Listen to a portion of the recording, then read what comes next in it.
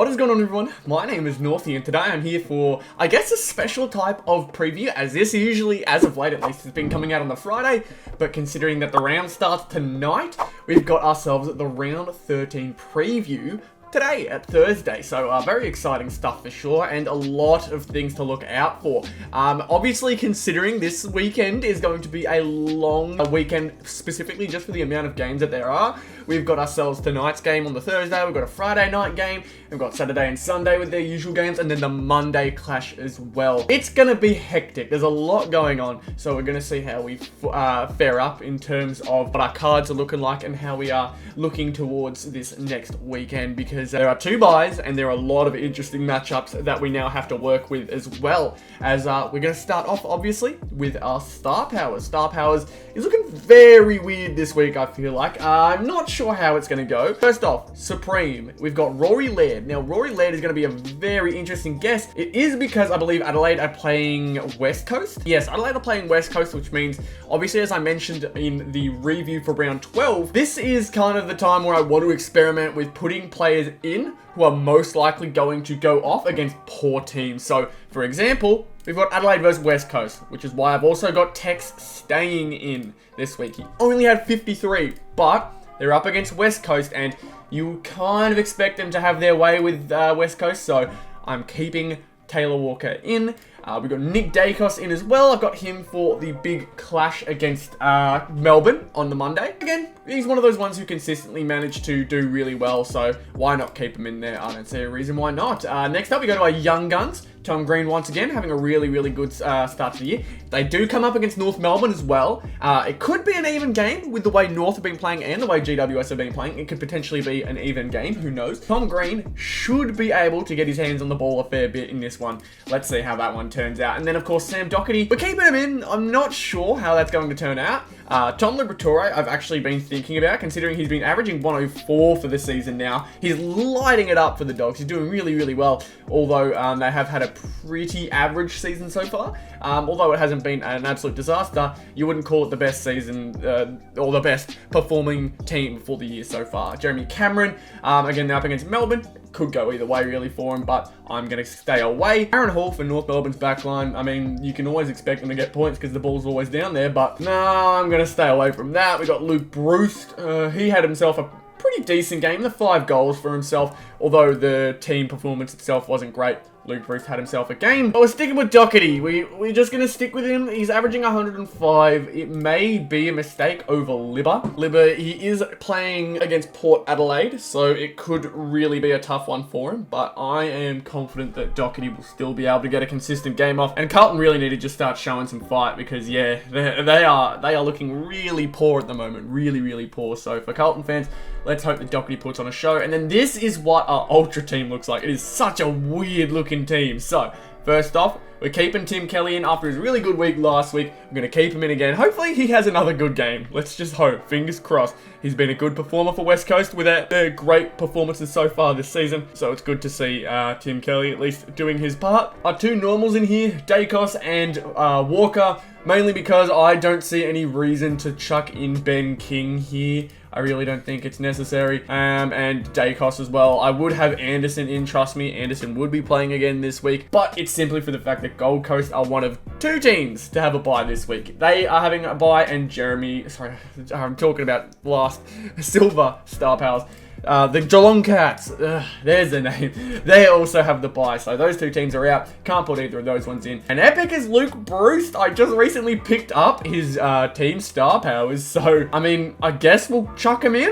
Why not? He's the best performing double points player outside of Noah Anderson that isn't being picked, so may as well chuck him in there. Got to make the most of the double points, man. You just have to. So that's what we've got. It's a very interesting looking Ultra Star Powers this week. Super weird, but you got to work with what you've got there. I've said it already, and I'll say it again. It's just completely up to what you've been dealt with so far in terms of pack luck and trades and such, and hopefully we'll be able to find ourselves something nice. Maybe a nice little surprise for this week. Sometimes it's the most unsurprising, or sometimes it's the most underwhelming teams that end up having the best weeks, because not many people pick him. So let's hope that that ends up happening for us this week. Could be a very, very up or down week for Star Powers. It's really hard to get a grasp on that game mode. Let's find out, though, what our top team is looking like. And you can see right here, this is what we've got. We do not have Merit in this week. Could be a mistake because he is doing really, really well. We do have Laird in, though. Again, because they're up against West Coast. You got to pick and choose. We're keeping Tim English. Again, no reason to not pick Tim English with the way he's playing this season. I feel like if he has a bad round, it's just going to happen. I feel like there's no reason you wouldn't pick Tim English, but we're going with Errol Goulden. I'm honestly not sure why he had 0 points last week. I could be completely stupid and just miss the fact that he was out of the team for last week, but I'm almost certain he's in this week. I checked the lineups for tonight and Errol Goulden is listed as in as a follower. So he's going to be on the ball. Hopefully that is true. And then Sicily comes back as well. I'm going to keep him in there. I don't see why I shouldn't, considering the last game he came off of, that wasn't the suspension, was a 43 disposal game. So you'd hope that with Hawthorn being so, heavy down the back line, they would need Sicily a fair bit. He'll get his possessions in and he'll play his part. So hopefully a bit from him as well. Bit disappointing that we chucked him in last week, as you'll see here. Ranked 289, 371 points. We got most of that from 2 players, so we can hopefully find something a bit better in this one. Oh, just a really, really disappointing week last week because we wasted 2 golden opportunities with having Merit and English in and then picking a Degoe poor performance in Sicily who wasn't even playing. Let's hope it doesn't happen this week. Let's hope everything works out. Now, this is what I'm excited to show off. The top 18.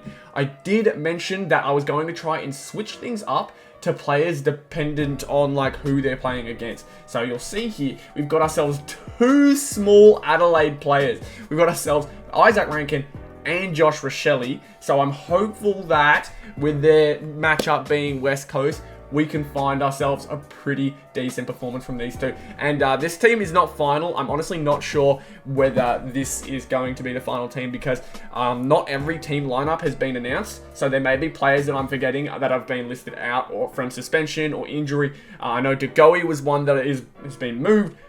Purely because he's going to be out for a few weeks, it's presumed. We're keeping Zeeble in. Again, it's just safe. He played horrific, but it's just safe for the forward line. He's just a safe pick. Nick Martin we're keeping as well. I think there's no reason not to have him in there after a first place performance. Shea Bolton, he's been getting himself some midfield time, so we're going to keep him in as well. And Errol Goulden gets his spot in there as well, as he is listed as playing, as I mentioned beforehand. We're going to our backline next, I think. Caleb Daniel is coming in. I didn't see a reason why not. They're up against Port Adelaide, so he will be needed. He will be necessary in that backline against a really strong side. We've got Dacos, Sicily, Doherty. Again, if he's in our Star Powers team, I don't see a reason why not chuck him in the backline for top 18 as well.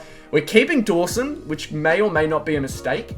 Again, they're up against West Coast, but he may find himself on the ball to try and help out and get that ball into the forward line. And oftentimes, when teams get lazy, they start to back off and let teams, kick a couple on them. So I'm hoping Dawson will be able to play strong in that time and hopefully find himself some quick and easy possessions. But then we've also got Whitfield, because Whitfield, he's starting to find his form again. 33 disposals, averaging 91 for the season, which isn't bad whatsoever. You can see here, he's just sneaking onto the first page, which is pretty good. I'm going to keep Whitfield in and hopefully he'll find himself another good performance. And then we go to our midfield. So, Butters gets the call up. I believe he wasn't in last week, which was a big mistake. Big mistake. The ones that are staying, though, are Merritt and Taranto. Bontempelli is also staying in there. I believe I didn't have Laird. I think Laird was in. Laird was out. He may have been in, I'm just forgetting. But I know Walsh was definitely in. He is no longer in after his poor performance, and just the way Carlton have been playing. You'll notice there are no Carlton players now. I think we had 2 last week, so none this week is a big change. Overall, with everything that I'm seeing here, I'm hopeful that we'll be able to pick off the teams that are planning to play against really bad ones, or considered bad ones. I think the only one that we haven't really utilized is GWS. Lockie Whitfield is a backman for a team coming up against North Melbourne, so I'm not sure how necessary he will need to play, how big bigger role he'll need to play, but honestly, who knows? Who knows with North Melbourne? They like to pick and choose when they want to, give me a heart attack. So who knows with this game down at Bellarine? It really could go anyway. But off the top of my head, we've got the Adelaide with West Coast, and then Hawthorn are playing against Brisbane. Again, another team who we haven't utilised, who I just remembered originally had Isaac Rankin's spot, but I've stuck with Isaac Rankin purely because I'm hopeful he'll find his disposals and get a bit more of a scoreboard impact in this game against West Coast. Who knows again whether he's needed. He's in the position to have a really big game, same with Rochelle, and you can only hope that they do so. You can only hope, and they're in the best possible position. The best possible position against the best possible team to do so. So hopefully they capitalize off it. I'm really hoping so, at least, because man, we need a bit of luck at the moment. We just want one prize card at the moment. Just one, and then we're good. We're happy. Without further ado, let's go to the tips for the week. So a few obvious ones that we'll point out. I'm going to go Adelaide over West Coast. I'm going Brisbane over Hawthorn, and I really want to tip North Melbourne here, man. I have belief against GWS, man. I'm going to tip North. I'm going to tip them. I have my belief. We got Sydney versus Saints, which could be really good. It's at the SCG. I'm going to go with Sydney. St Kilda have had some really, shaky games. Like their 10-point loss to Hawthorn was really, really weird. Did not expect that one, especially with the season they've been having so far. But maybe starting to fall off a little bit. Who knows? Sydney, though, I think will take this one at the SCG. Then we got the Dogs versus the Power. Power on a 9-game win streak, man. It may be a game that could go either way. Honestly, the Dogs, you never tell. You can never tell just how they're going to play or how they're going to do. But I think everyone at the moment is going to be tipping Power purely because of how well they've been playing. Now, Freo versus Richmond. I am going to go with Freo because they are currently world beaters right now. No one knows what happened, but they've decided to wake up, and now their season is back on track. Let's see whether they can get this big win against Richmond and really cement themselves in the finals this year. We've got Carlton versus Essendon. It could go either way. I'm going to go Essendon because Carlton have been, they just keep disappointing me for some reason.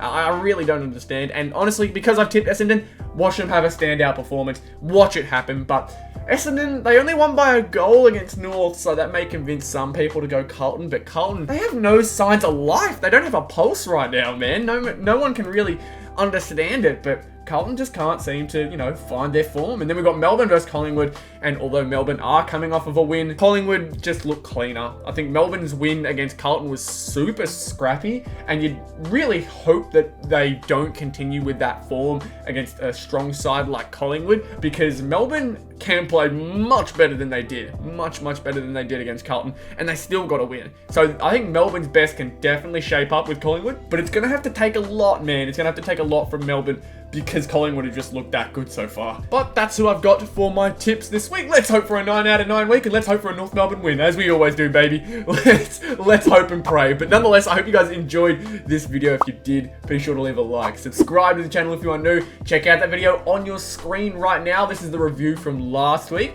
If you want to see how we went and just how close we were to prize cards, go over and check that one. And be sure to check out all the other videos on the channel as well by subscribing to it as well. Everything is super appreciated. So thank you all once again for watching, and I'll see you all in the next one.